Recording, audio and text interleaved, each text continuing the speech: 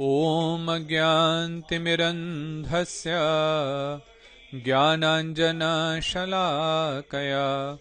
चक्षुरुन्मिलितं येन तस्मै श्रीगुरवे नमः। जय श्रीकृष्ण चैतन्य प्रभु नित्यानंद श्री अद्वैत गदाधर श्रीवासादि गौर भक्तवृंद। हरे कृष्णा कृष्ण कृष्ण हरे हरे, हरे राम राम राम हरे हरे। हरे कृष्णा। श्रीमद् भगवद गीता अध्याय 15 श्लोक 20। इति गुह्यतमं शास्त्रम् इदम् उक्तं मया अनघ एतत् बुद्ध्वा बुद्धिमान् स्यात् कृतकृत्यश्च भारत। हे निष्पाप अर्जुन, इस प्रकार यह अति रहस्यपूर्ण शास्त्र मेरे द्वारा कहा गया। इसे जानकर बुद्धिमान लोग और भी कृतार्थ हो जाते हैं।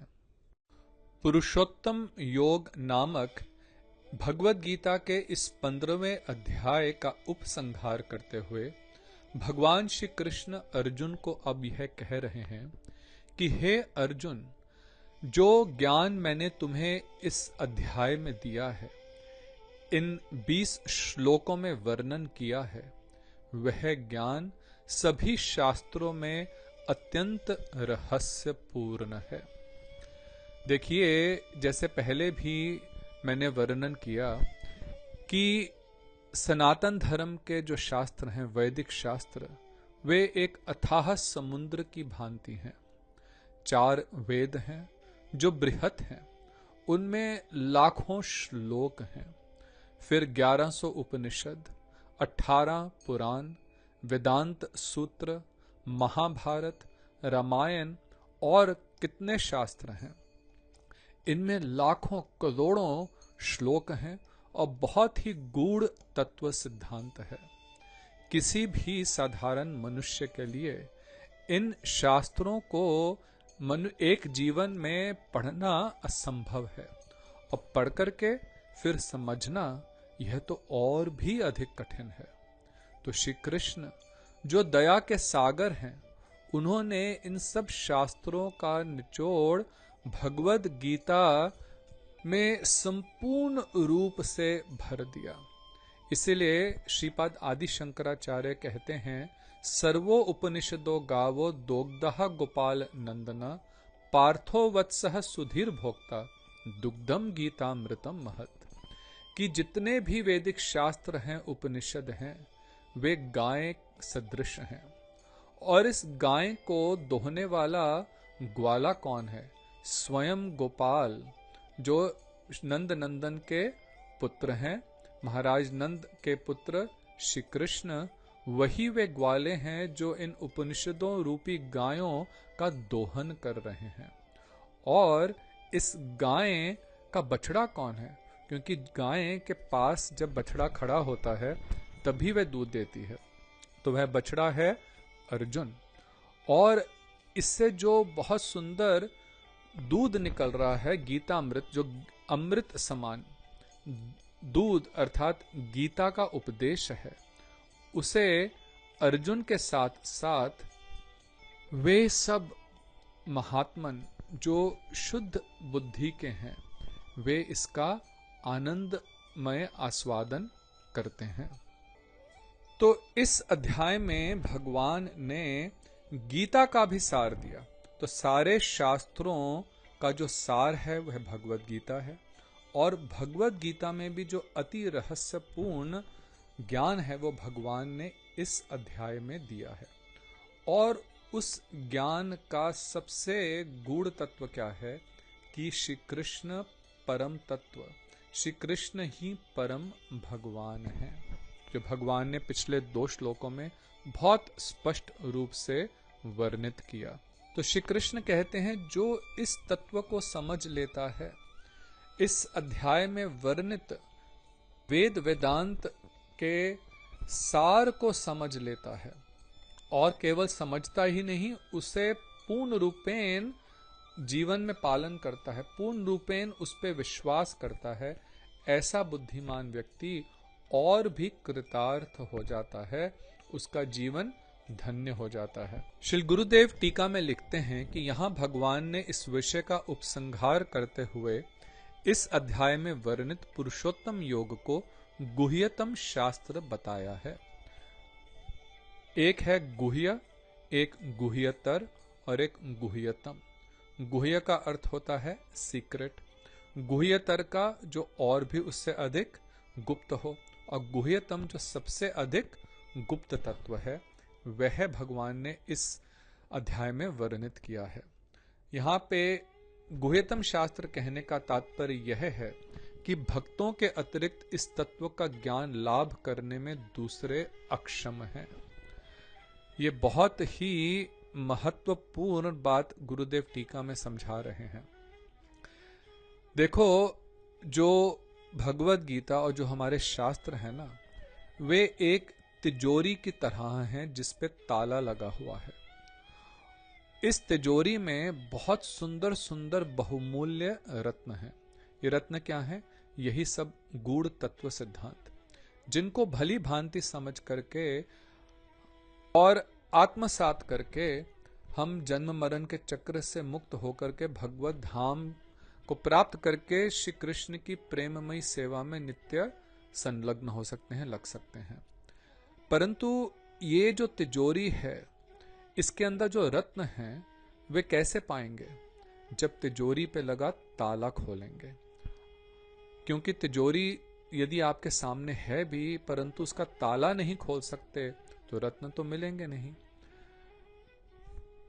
भगवत गीता ग्रंथ आपके हाथ में है, लेकिन उसको पढ़ करके यदि समझ नहीं आया और उसका वास्तविक अर्थ क्या है वह नहीं समझ पाए, तो क्या लाभ? तो अब इस तिजोरी पे जो ताला लगा है, उसकी चाबी किसके पास है? तो गुरुदेव कह रहे हैं, भैया उसकी चाबी तो केवल शुद्ध भक्तों के हाथ में ही है, क्योंकि उनके अतिरिक्त इस तत्व का ज्ञान लाभ करने में दूसरा कोई भी समर्थ नहीं है। क्यों? क्योंकि भक्त ही भगवान को जानता है। जो ब्रह्मवादी है वो तो भगवान मानता ही नहीं। वे तो कहते हैं कि परम तत्व निर्गुण निराकार है, तो वे तो केवल उस पर तत्व को आंशिक रूप में ही समझते हैं। उसी प्रकार से ध्यान योगी जो है, जो परमात्मा तत्व को मानते हैं, वे भी केवल आंशिक रूप में ही भगवत तत्व को समझते हैं। तो केवल भक्त ही है जो पूर्ण रूपेण भगवत तत्व को समझता है, अर्थात इस बात को भली भांति जानता है कि ईश्वरः परमः कृष्णः सच्चित आनंद विग्रह, कि कृष्ण ही परम ईश्वर हैं, वे सच्चिदानंदमय परम तत्व हैं। उनका बहुत ही सुंदर मनोहर त्रिभंग ललित श्याम सुंदर रूप है, और वे नित्य अपने परम धाम गोलोक वृंदावन में अपने नित्य परिकरों के साथ निवास करते हुए प्रेममयी लीला विलास करते हैं। यह बात जो है ना, ये भक्तों को छोड़ करके, और वे भी जो प्रेमी भक्त हैं, जो रूपानुगा भजन करते हैं, वही समझते हैं, दूसरे ये नहीं समझते। अब जब आप कृष्ण को भगवान ही नहीं मानते, तो उनकी बताए उपदेश जो हैं, उनके द्वारा कही गई इस सुंदर भगवत गीता को कैसे समझेंगे? यही कारण है कि भगवत गीता को पढ़ने के बाद भी और उसके ऊपर लिखी जो टिक्काएं हैं, जिनमें से अधिकतर ब्रह्मवादियों और मायावादियों ने लिखी हैं, जो भगवान कृष्ण को भगवान नहीं मानते, उसको पढ़ करके भी लोग कंफ्यूज्ड ही रहते हैं। वे इस साधारण तत्व को, साधारण तो है परंतु गुह्यतम है, साधारण और सरल इसलिए है क्योंकि श्री कृष्ण स्वयं ही पुनः पुनः गीता में कह रहे हैं कि मैं ही पर तत्व की सीमा हूं, मैं ही परम भगवान हूं। लेकिन ये पढ़ करके भी वे नहीं समझ पाते। इसलिए तिजोरी सामने रखी हुए भी उसके अंदर जो बहुमूल्य रत्न हैं वे उनसे वंचित रह जाते हैं।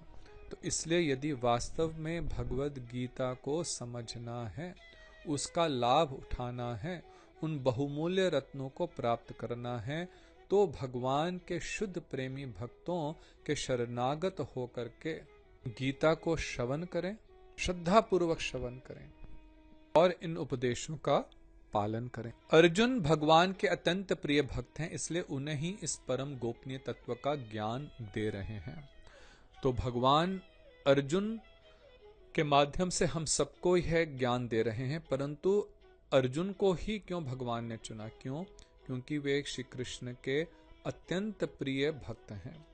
जिसको भगवान में श्रद्धा ही नहीं है, उसे भगवान कैसे यह तत्व दे सकते हैं? और यह तो परम गोपनीय तत्व है, इसलिए इसका ज्ञान देने के लिए श्री कृष्ण ने अर्जुन को माध्यम बनाया। यहाँ पे वे अर्जुन को संबोधित करते हुए कहते हैं अनघ। अनघ का अर्थ है निष्पाप, अर्थात जो संपूर्ण प्रकार से पापों से रहित है। श्री भक्तिवेदांत स्वामी महाराज जी टीका में लिखते हैं कि अर्जुन को अनघ कहने का गूढ़ अभिप्राय है। तात्पर्य यह है कि सब प्रकार के पापों से मुक्त हुए बिना श्री कृष्ण को जान पाना बड़ा कठिन है। तो जब तक हमारी पाप वृत्ति है, जब तक हमारा मन पापमयी वासनाओं में डूबा हुआ है, तब तक हम श्री कृष्ण को नहीं समझ सकते। पाप क्या है? साधारणतः रूप से समझें तो मांस का सेवन करना, मदिरा आदि मादक वस्तुओं का सेवन करना, जुआ आदि ये गलत काम करना और पर स्त्री अथवा पर पुरुष से अवैध संबंध रखना, ये जो 4 पाप हैं, जब तक हम इनमें डूबे रहेंगे, जब तक ये करेंगे, तब तक वे परम पवित्र अवांग मनसः गोचर, वह परम तत्व जिसको हम अपनी इंद्रियों से, जड़ मन से, बुद्धि से नहीं समझ सकते, तब तक वे अगोचर ही रहेंगे, तब तक हम उन्हें नहीं समझ सकते। मनुष्यों को सब दोषों और पाप कर्मों से छूट जाना होगा, तभी वह इस तत्व को जान सकेगा। तो जब तक हम पवित्र नहीं होंगे, भगवान को जान नहीं सकते। अब प्रश्न यहाँ पे उठता है कि भक्ति किए बिना हम पवित्र हो नहीं सकते, और यहाँ पे कह रहे हैं कि जब तक हम पापों से मुक्त होंगे नहीं, पवित्र होंगे नहीं, तब तक हम कृष्ण को जान नहीं सकते।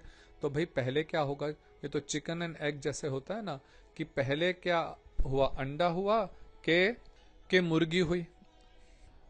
तो इसका समाधान करते हुए श्री स्वामी महाराज लिखते हैं कि भक्ति योग इतना शुद्ध और शक्तिशाली है कि जो एक बार इसमें प्रवृत्त होता है, वह अपने आप निष्पाप शुद्ध अवस्था को प्राप्त हो जाता है।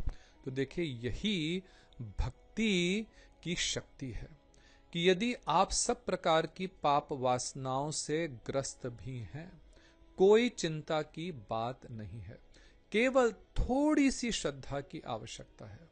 यदि आप में थोड़ी सी श्रद्धा है और थोड़ी सी इच्छा है कि हाँ, मैं इन पापों से मुक्त होना चाहता हूं, मैं संसार के नाना प्रकार की काम वासनाओं को भोगते भोगते अब थक गया हूं और मैं वास्तव में जानना चाहता हूं कि भगवान कौन है।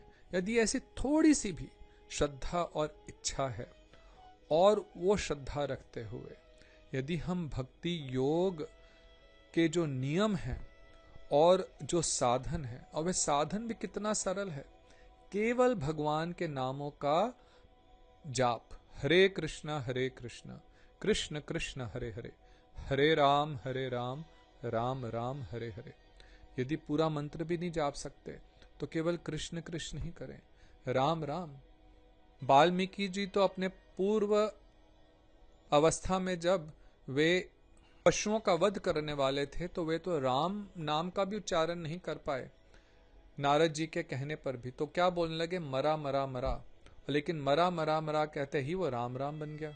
उल्टा नाम जपत जग जाना, वाल्मीकि भय भ्रम समाना। उल्टा नाम जपते जपते ऐसे व्यक्ति जिनके पापों की कोई गणना ही नहीं थी, कितने हजारों का उन्होंने बड़ी क्रूरता से वध किया था।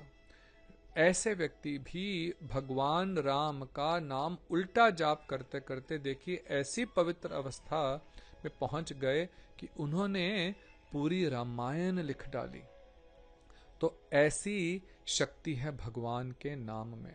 तो भक्ति योग, भगवान का नाम इतना शुद्ध और शक्तिशाली है कि जो एक बार श्रद्धा पूर्वक और निरपराध रूप से जो इसमें प्रवृत्त होता है तो वह स्वतः ही निष्पाप अर्थात पवित्र अवस्था को प्राप्त कर लेता है। उसे कुछ अलग से प्रयत्न नहीं करना पड़ता।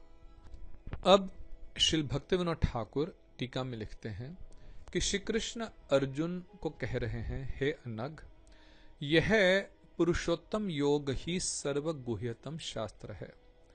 इससे अवगत होने पर बुद्धिमान जीव कृत्य हो जाता है। हे भारत, इस योग से अवगत होने पर भक्ति के आश्रयगत और विषयगत समस्त कषाय दूर हो जाते हैं। इसका अर्थ क्या है? इसका अर्थ यह है कि भक्ति में दो चीजें हैं, एक है आश्रय और एक विषय। आश्रय कौन है? वे भक्त हैं जिनके हृदय में भक्ति निवास करती है, वे भक्ति के आश्रय हैं। और उस भक्ति के विषय कौन है? वे हैं श्री कृष्ण। तो इससे संबंधित जितनी भी बाधाएं हैं वे सब इस पुरुषोत्तम योग को समझ करके दूर हो जाती हैं। क्योंकि जब तक हम भगवान के रूपों, गुणों और लीलाओं को नहीं समझते, जब तक हम इस अज्ञानता से भ्रमित रहते हैं कि वे निर्गुण निराकार हैं, तब तक भक्ति उदित ही नहीं होती। ये सबसे बड़ी पहली बाधा है। देखिए, सब जीव जो हैं वे भगवान के नित्य दास हैं। भक्ति का अर्थात प्रेम, प्रेममयी सेवा। जीवेर स्वरूप है कृष्णेर नित्य दास। जीव का जो स्वरूप ही है, उसका जो अपना वास्तविक रूप अर्थात कॉन्स्टिट्यूशनल पोजीशन है, जो उसका घटन है, घटन अर्थात संगठन है, जो उसकी बना है, जब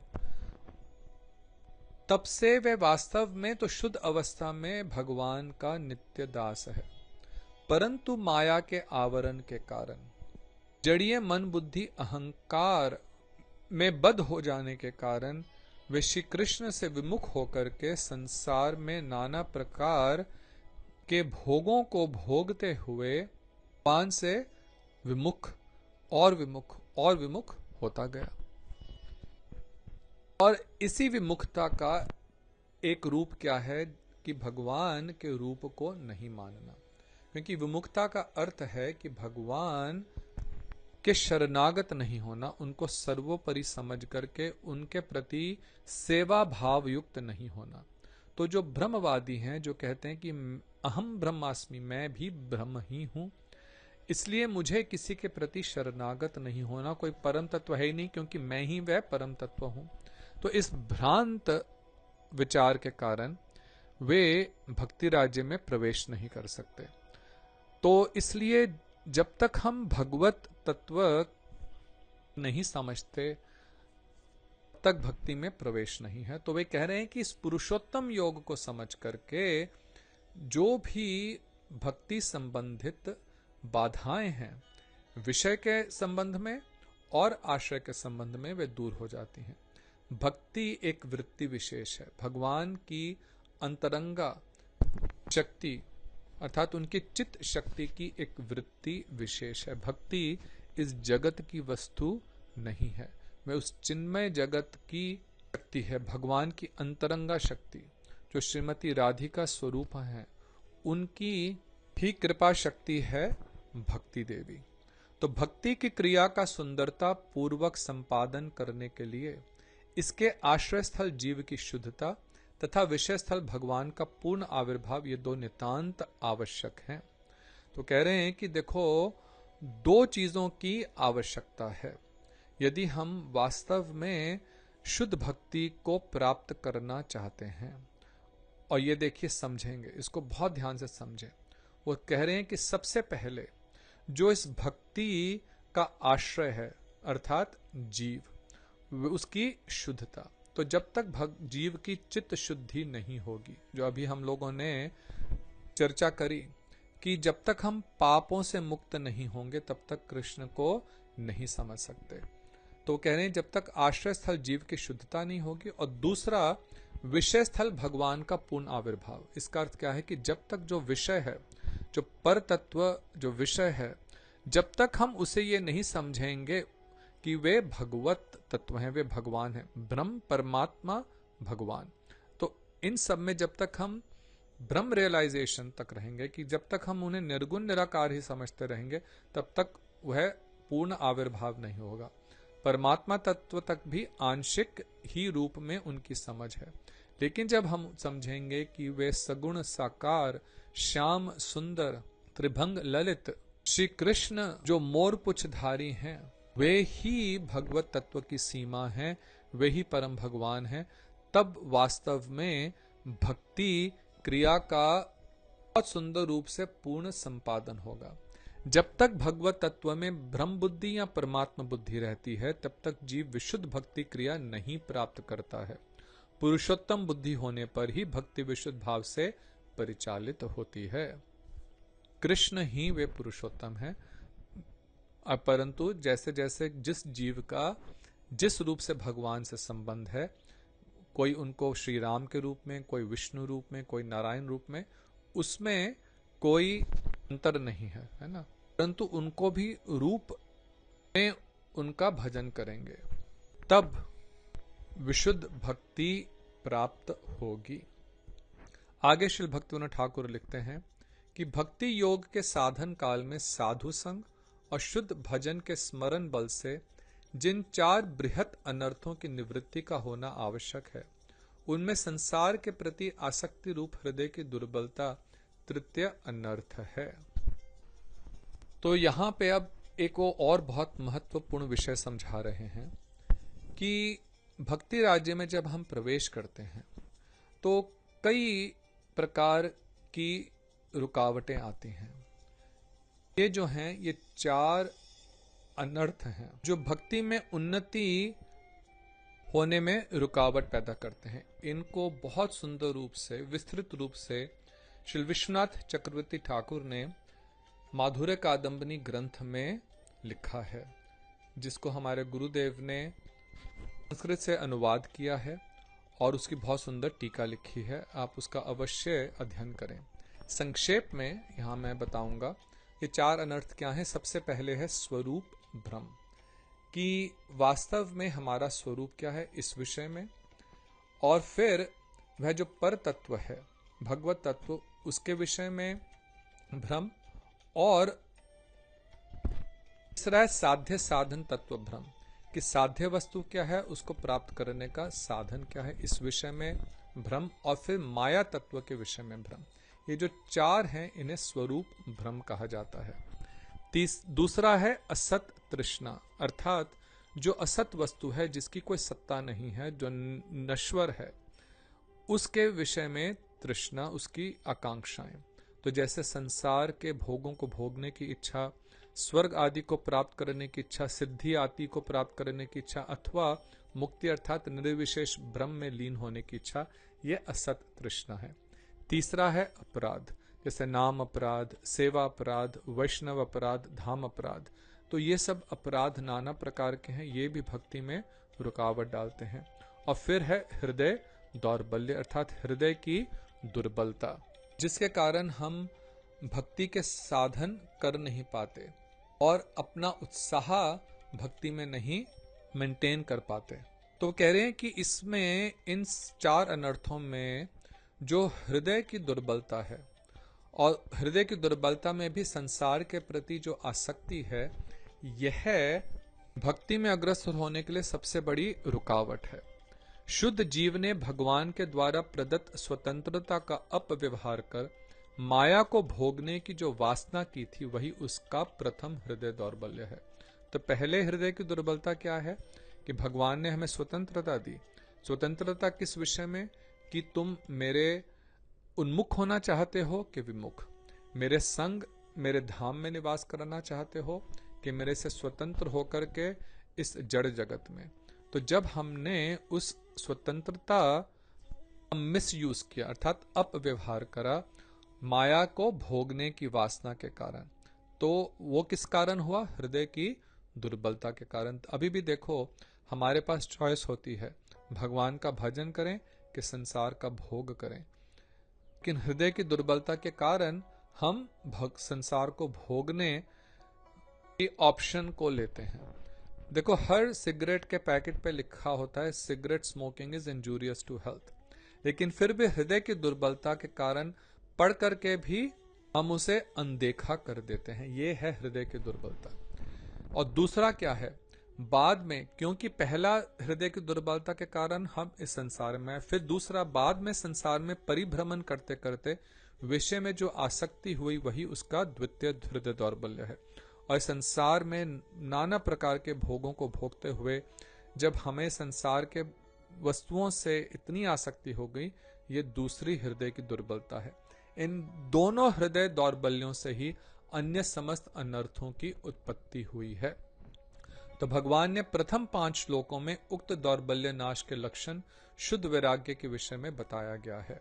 कि पहले इस अध्याय के 5 श्लोकों में भगवान ने बताया कि कैसे वह जो हृदय की दुर्बलता है वह नाश होगी और शुद्ध वैराग्य की उत्पत्ति होगी। और 6ठे श्लोक से लेकर के इस अध्याय के अंत तक भक्ति से उत्पन्न युक्त वैराग्य के साथ पुरुषोत्तम तत्व की आलोचना की व्यवस्था लक्षित होती है। युक्त वैराग्य का अर्थ है कि जब हम हर वस्तु को जो भगवान की सेवा के उपयोगी है उसको भगवान की सेवा में लगाएं। वैराग्य अर्थ यह नहीं कि हम संसार को छोड़ करके जंगल में चले जाएं, लेकिन संसार में रहते हुए भगवान की सेवा में अपनी शक्ति को, अपने गुणों को, अपने धन आदि को, जो हमारे पास वस्तुएं हैं उनको भगवत सेवा में लगाएं। ये वास्तव में असली वैराग्य है। इसे युक्त वैराग्य कहते हैं। श्री भक्तिवेदांत स्वामी महाराज जी टीका में लिखते हैं कि श्री भगवान ने स्पष्ट किया है कि यह तत्व संपूर्ण शास्त्रों का परम सार है। यह आवश्यक है कि इस परम सत्य को उसी रूप में ग्रहण किया जाए जिस रूप में श्री भगवान ने इसका उपदेश किया है। इस प्रकार जानने वाला पुरुष बुद्धिमान और दिव्य ज्ञान में सिद्ध हो जाएगा। भाव यह है कि श्री भगवान के इस दर्शन को समझने और उनकी दिव्य सेवा में तत्पर हो जाने से मनुष्य मात्र त्रिगुणमयी माया के संपूर्ण दोषों से मुक्त हो सकता है। भक्ति योग वस्तुतः अध्यात्म बोध का मार्ग है। जहां भक्ति योग है वहां प्राकृत दोष नहीं रह सकते। तो देखो, जहां पे भक्ति है वहां पे किसी भी प्रकार का दोष नहीं है। यदि दोष है तो इसका अर्थ यह है कि अभी हम लोग ठीक ठीक रूप से भक्ति कर नहीं रहे। श्री भगवान और उनके भक्ति योग में भेद नहीं है, दोनों दिव्य हैं, अर्थात भगवती अंतरंगा शक्ति से युक्त हैं। श्री भगवान मानो सूर्य हैं और विद्या जैसे अंधकार है। कृष्ण सूर्य सम माया है अंधकार, जहां कृष्ण तहां नहीं माया अधिकार। तो श्री कृष्ण जो हैं वह सूर्य सम है और माया रूपी अविद्या अंधकार है। अब देखो, जहां पे सूर्य होगा, सूर्य की पहली किरण से ही अंधकार धीरे धीरे नष्ट हो जाएगा, अंधकार रह ही नहीं सकता। तो जहां पे श्री कृष्ण है, अर्थात जहां पे कृष्ण की भक्ति है, कृष्ण अपने भक्तों के हृदय में निवास करते हैं। जहां पे उनके भक्त उनका कीर्तन, उनके नामों का कीर्तन, उनकी लीला गुणों आदि का कीर्तन करते हैं। तो जहां पे भक्ति है वहां पे माया रूपी पाप रूपी अंधकार नहीं रह सकता। ऐसे ही जो पुरुष सद्गुरु के मार्गदर्शन में भक्ति योग के परायण है, उनमें अविद्या का लेश भी नहीं रहता। मनुष्य मात्र को बुद्धिमान और शुद्ध होने के लिए इस कृष्ण भावना को अंगीकार कर भक्ति योग में संलग्न हो जाना चाहिए। जब तक कोई भगवान श्री कृष्ण के इस पुरुषोत्तम तत्व को जानकर भक्ति योग के परायण नहीं होता, किसी सामान्य मनुष्य की गणना में वह चाहे कितना भी बुद्धिमान क्यों ना हो, परंतु वास्तव में वह बुद्धिमान नहीं है। तो देखिए, बुद्धिमता इसी में है कि हम अपने सब प्रकार के भ्रांत विचारों को छोड़ करके, हृदय की दुर्बलता को छोड़ करके भगवान के भक्तों की शरण ग्रहण करें और उनकी शरण में रहते हुए भगवान के इस अमृतमय गीता के उपदेश का श्रवण करके उसे अपने जीवन में यथोचित पालन करें। ऐसा करने से हमारा जीवन धन्य धन्य हो जाएगा। हरे कृष्णा, राधे राधे। आपका दिन मंगलमय हो।